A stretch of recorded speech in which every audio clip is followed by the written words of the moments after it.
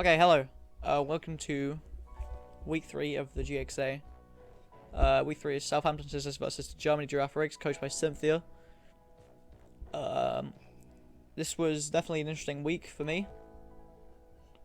Probably gonna be one of my harder ones. Probably of the whole league. Now this is the first place team. I think I'm the second. Well, I was the second. And yeah, I was a little bit nervous for this, and I actually built quite late, so I was hoping it was all going to be okay. Luckily, it was. Let me just make sure everything's working. Cool. Okay, it does. Anyways, let's go through their team. Straight off the bat, Mega Lopunny. Very, very big threat. Very fast, very offensive. Not many things resist its dual stab. I don't think anything resists its dual stab. Gothitelle, good trapping one. Usually used to trap some of the bulkier Pokemon that may give Lopunny trouble. Gliscor, a nice bulky rocker, as well as a good defog option. Zargatry, kind of a nice late game cleaner. I can't remember if it has Tail Glow in this league or not. It might do, but definitely something to be scary of. And then again, another late game claimer in Scolipede, this time from the physical side. Also a good spike setter, toxic spike setter. And then this core, which I hate, Moltres Mola. Very good. Quite good electric wing spin, then again Gliscor's like right there. Oh, I feel like freeze drive be good. Okay, whatever. Sorry. Miss Magus, kind of a lower tier ghost threat, quite fast.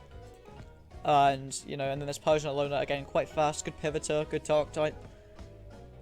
And could do quite a lot. And then there's these two, which I didn't expect to come. Marwell. This team's only Fairy and Steel, which is kind of dodgy, but you know, whatever. Okay, Rocker, Intimidate. That's basically it. Good rock setter. Well, not good rock setter, just a rock setter. Then the Rantis obviously is the contrary Leaf Storm superpower thing. Not super common.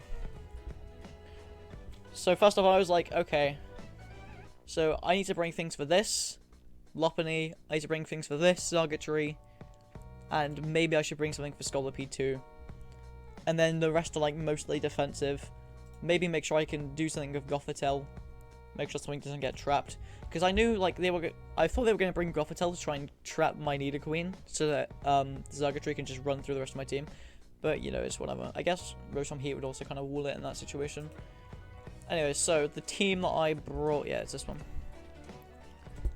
First off, Mega Gardevoir. Carmine Hyper Voice Psychic Thunderbolt. With a decent spread. I don't remember what this was for. 3, 2, 4. Oh, what was that for? Oops, didn't me show that. It might be like max speed Gliscor. No, we didn't want to be that, right? It's for something. Well, you know. Let's move on. These moves kind of make sense. Dual stab here. Carmine's pretty good.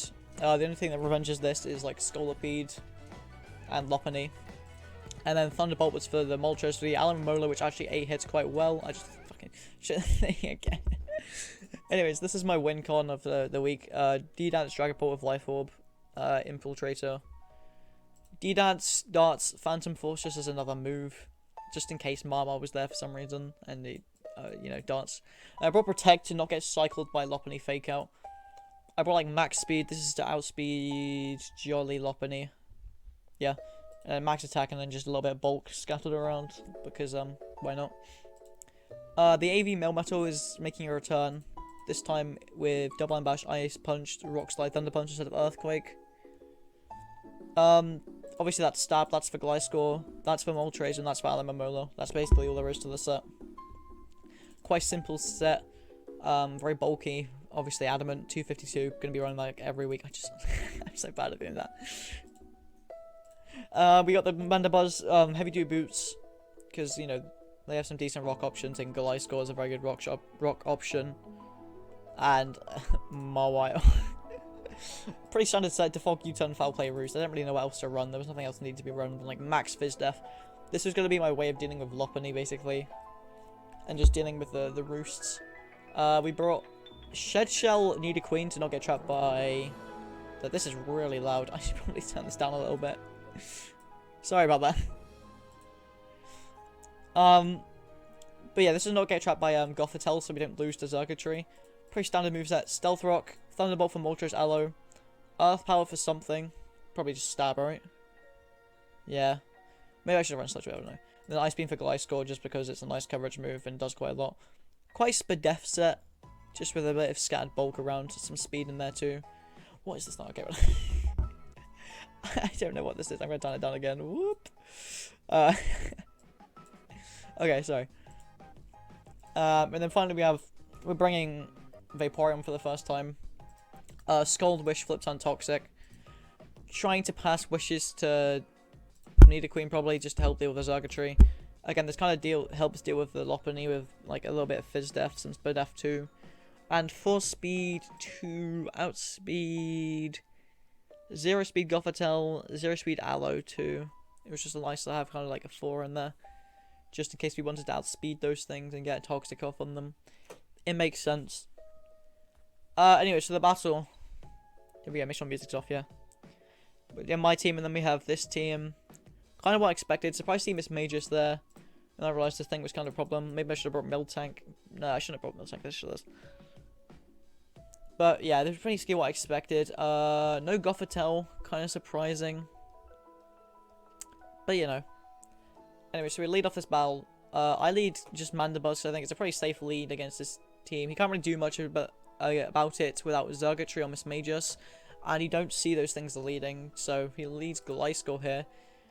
He U-turns out, goes hard with Moltres, and I U-turn out. He tries to catch the Flame Body and actually gets it, which is quite unfortunate. So we go into Vaporeon here because it's kind of 3.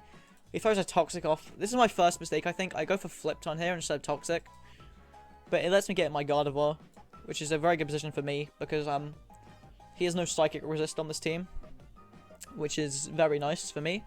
Meaning I can just click Psychic right now. So I just do, and I do a lot of damage to this as he Mystical Fires me, which I forget drops my special attack, like always, which is like kind of unfortunate. I actually Calm Mind here just to revert that, because I feel like, okay, what's he going to do to me? He probably won't stay in again.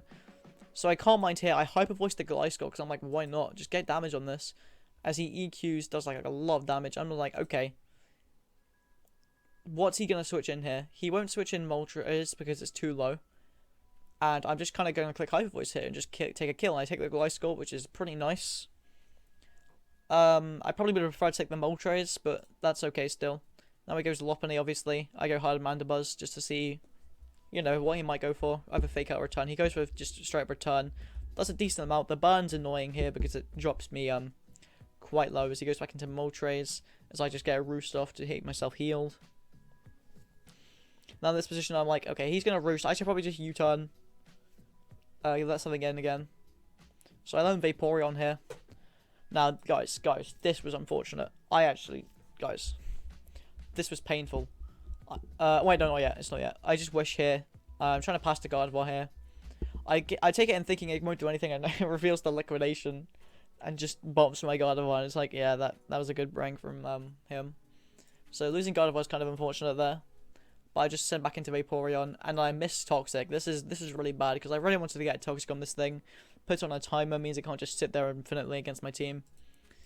But, you know, it is what it is, and he gets a free wish off there. Not the biggest miss ever. As he protects, as I just try and wish myself, predicting the protect here.